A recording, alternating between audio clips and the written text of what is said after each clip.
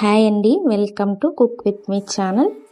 ఈరోజు మనం నిమ్మకాయ పులిహోర ఎలా తయారు చేసుకోవాలో తెలుసుకుందాం.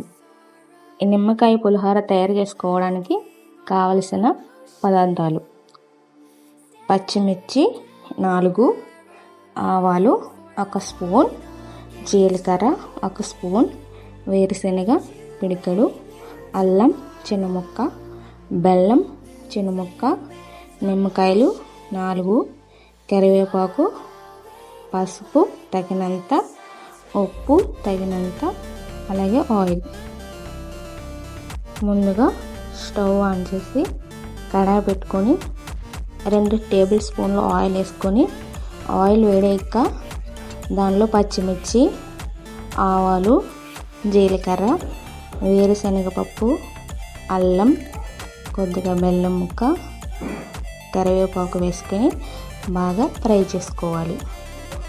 బాగా ఫ్రై అయిన తర్వాత తగినంత పసుపు వేసుకొని, అలానే ఉప్పు వేసుకొని బాగా కలుపుకోవాలి.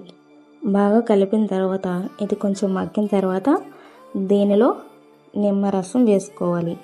ఈ నిమ్మరసం వేసుకొని బాగా కలుపుకొని ఆయిల్ అంతా పైకి వచ్చే వరకు నిమ్మరసం దాంట్లో మగ్గిన తర్వాత స్టవ్ ఆఫ్ చేసుకొని ఈ మిశ్రమాన్ని చల్లార్చుకోవాలి.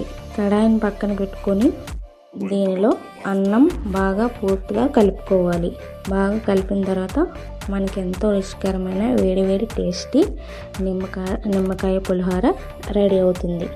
ఇలాంటి మరెన్నో టేస్టీ వంటల గురించి తెలుసుకోవాలంటే మన ఛానల్ని సబ్స్క్రైబ్ చేసుకోండి. Thank you.